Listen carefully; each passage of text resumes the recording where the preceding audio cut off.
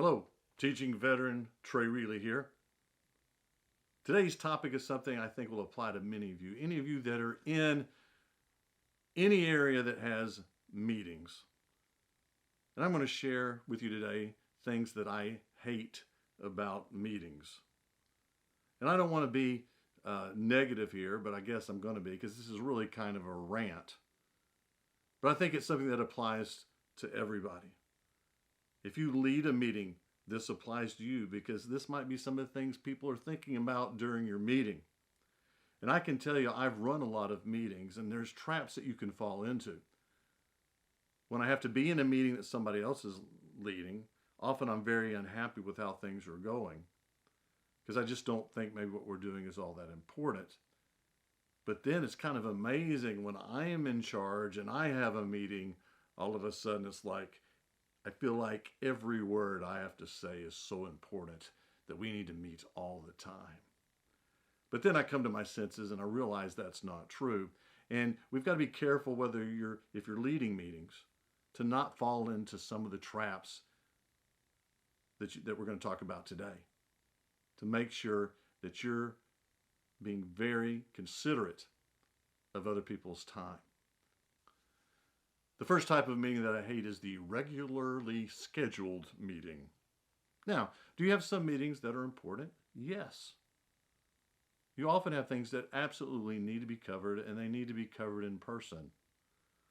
But just because a meeting is regularly scheduled for, say, the second Tuesday of every month, doesn't mean you have to meet the second Tuesday of every month. If you have information that can be covered through an email and keep everyone from having to meet, send an email. Now, I will tell you this. The other side of that, to be fair, is make sure if you're in an organization that you actually read emails that come to you. Because I will tell you that those that are in charge of meetings, oftentimes the reason for meeting is nobody is reading their emails. So they want to make sure that everyone is there to listen to what they have to say. So read your emails and help out. The second type of meeting that I hate is the directionless meeting. And a lot of times this is a result of the regularly scheduled meeting. You're meeting because you always do, and so there's no real purpose, there's no clear agenda. Topics just kind of wander from one thing to another. They're driven by the people in the group as opposed to the one who organized the meeting. And the directionless meeting is related to the we have to meet, so we're going to meet meeting. And these kind of meetings often result because a particular committee has been assigned by a higher up, and the higher up does not clearly communicate what they want that committee to actually accomplish. And so often they meet together to try to figure out what they're supposed to be doing, which is really not the way it needs to work. So if you're chairing such a committee, get with the particular person who formed the committee and find out specifically what the task is you are to accomplish. Next, we have the you already know what you're going to do meeting, so why are we here meeting? Have you ever been in a meeting and about halfway through the meeting, you realize that those in charge already know what they're going to do? And everything that you've been contributing for about 30 minutes or so actually means nothing, because they were just trying to steer you towards what they already wanted to do. What a waste of time. And my own main suggestion on that is, if you're leading a group like that, be transparent, be open, and just say, this is the decision we've made. This is what we're going to do. Don't try to fake everybody out and make it seem like they actually have something to do with the decision. And then another type of meeting I hate is the why am I here? This has nothing to do with me meeting. Many times at the schools I taught at, every single person was required to be at every meeting, even if the topics being discussed had absolutely nothing to do with me. Now, I'm a band director, so, a lot of the topics they had talked about had nothing to do with band directing at all, and there was really no reason for me to be there.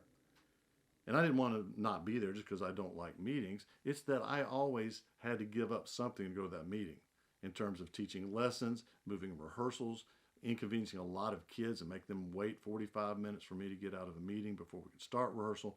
Just so many problems caused by that, for me to go to a meeting that had absolutely nothing to do with me at all. And there's a real temptation, I think, as an administrator to want to have everything nice and neat and have everybody there all at one time. But I don't think schools just have to operate that way. And I've had some very understanding administrators at times that I would say, hey, I've got a practice today, and they would say, fine. I'd say, could I meet with you some other time to find out what I missed? And they would agree and be very reasonable because they knew I had a lot to do with my program. But there were others that would say, no, you've just got to be there. And so I'd go and sit there for an hour with not one thing having to do with the band program at all, and no information I couldn't have easily gotten from them in person or, again, through an email. Don't forget about that email. And another type of meeting that I hate is the meeting that goes on forever meeting. Sometimes those who run a meeting do a nice job of going through their agenda, and a lot of the problems occur at the very end, because right when a lot of us think that we can go, somebody raises their hand. And they ask a question. And the question only pertains to them and to nobody else. And the rest of us has to sit there and listen to him or her to talk to that one person who had a question. I've been there before, and then that question brings up another question for this person over here. And they raise their hand, and we're just sitting there. It's like, let us go, please. So one real practical suggestion, if you're running a meeting, when the time should be up, just say, if any of you have any other questions, I'll be glad to talk to you after the meeting. Everybody else can go. Very simple way to do it. Very simple way to respect other people's time.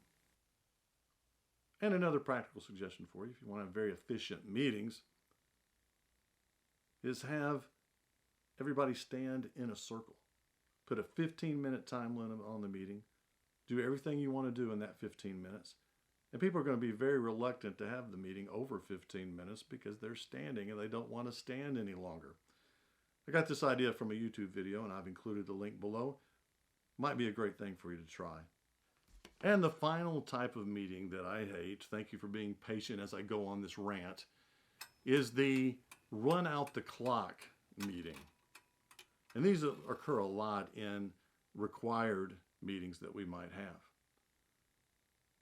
My last few years of teaching, we had what we're calling professional learning community meetings. They're called PLC for short.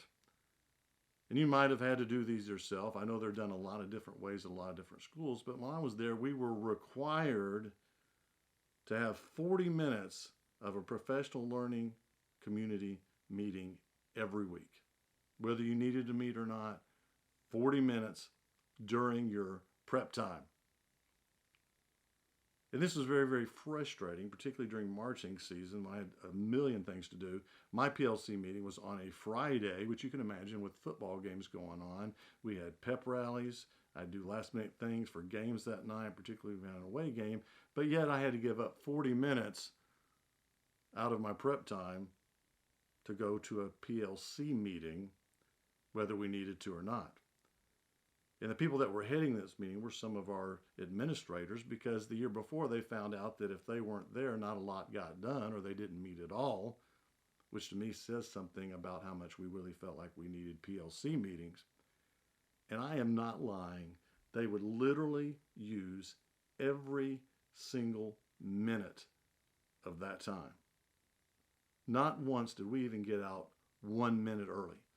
It had to be the full 40 minutes, not 39, not 38, not 37. We used the whole time, whether we needed to or not.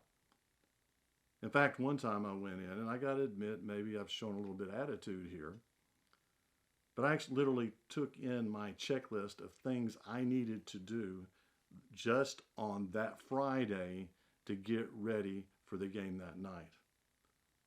And I actually had it, and I said, here's my list of things I need to do right now, because this is the only time I have to do these things. And I got absolutely no sympathy at all. Not a, okay, well, I got a few things to tell you.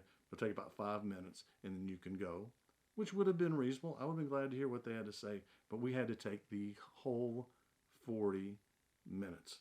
We're literally sitting there looking at the clock, waiting for the final second to tick off before I can leave. If you've said what you need to say and you've done what you need to do, let everybody go. As Moses would say, let my people go. Thanks for watching today. I'd appreciate it if you would like and subscribe to this channel. Band stuff has a lot of things that deal with band, teaching in general, and many other areas as well.